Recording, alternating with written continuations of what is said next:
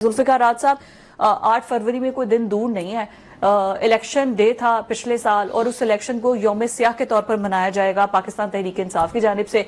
और उससे 4 दिन पहले इमरान खान ने खत लिख दिया आर्मी चीफ को कि अपनी पॉलिसीज तब्दील करें।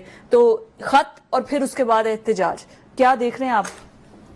मेरा ख्याल है कि आर्मी चीफ को ये कहने की बजाय कि वो अपनी पॉलिसीज तब्दील करें, मेरा ख्याल है कि पीटीआई को अपनी पॉलिसीज तब्दील करनी चाहिए और अपना रवैया भी तब्दील करना चाहिए। अच्छा, अब इसमें बड़ी टाइमिंग बड़ी इंपॉर्टेंट होती है पाकिस्तान के अंदर। जब भी हमने रजीम चेंज देखी, जब भी तब्दीली देखी, जब भी इस तरह के हालात देखे, जब भी किसी तहरीक को कामयाब या नाकाम होते देखा, तो उसके कुछ मुहर्रकात होते हैं। आप 77 की तहरीके निज़ाम मुस्तफा से शुरू कर लें और जजेस बहाली की तहरीक तक, और उसके बाद फजलुर रहमान साहब की इस्लामाबाद पे चढ़ाई, फिर पीटीआई की नाकाम 3-4 दफा कोशिश, और फिर 126 दिन का धरना, और ये सारी चीजों का अगर स्टडी करें एक तालिब इल्म के तौर पर, तो एक हकीकत खुलकर सामने आती है कि इस मुल्क के अंदर कभी कोई तहरीक कामयाब नहीं हुई जिसके पीछे ब्लेसिंग नहीं होती अदारों की।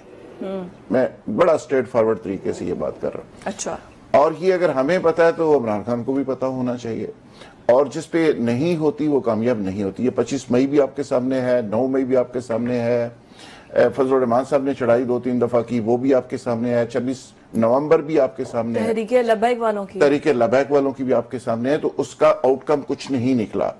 और जब आपकी कबूलियत होती है और चीजें किसी सेटलमेंट की तरफ जाती हैं और पॉजिटिविटी की तरफ जाती हैं, तो फिर आपको इतना तरद्दुद करने की जरूरत भी नहीं रहती, तो चीजें ठीक हो जाती है। अच्छा, इसकी बुनियादी चीज ये है कि रियासत जो होती है, रियासत के जो अदारे होते हैं, वो बहुत सारी चीजों को देख रहे होते हैं, बहुत सारी चीजों को सामने रख के वो फैसले कर रहे होते हैं। अगर आज वो एक रवायत ऐसी इस मुल्क के अंदर डाल दें कि जी इतने लोग इस्लामाबाद में आए और हुकूमत चेंज करके चले गए, तो फिर ये हर टन्योर के अंदर ये रवायत इसी तरह रहेगी।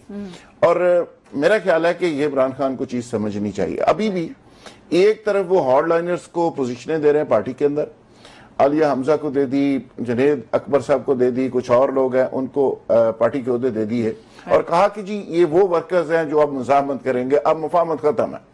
दूसरी तरफ खत लिख रहे हैं, ये एक लीगल एनआरओ बाकायदा तौर पे मांग रहे हैं, तहरीरी तौर पे खत लिख के कि जी आर्मी चीफ को कह रहे हैं कि जी साडा कुछ करो, ख्याल करो, कुछ साढ़े ते को मेहरबानी करो, ते साढ़े नाराज ना हो। यानी सीधा सीधा खत ही लिख के, अगर मैं फिर अगेन कहूंगा कि अगर यही करना था और यही एंड था, और अभी भी फिर मैं अगेन कहूंगा कि आप 10 जलसे कर लें, हर जलसे में जहां मुजाहमत होगी, जहां मारदाड़ होगी, उसका नुकसान पीटीआई को होगा।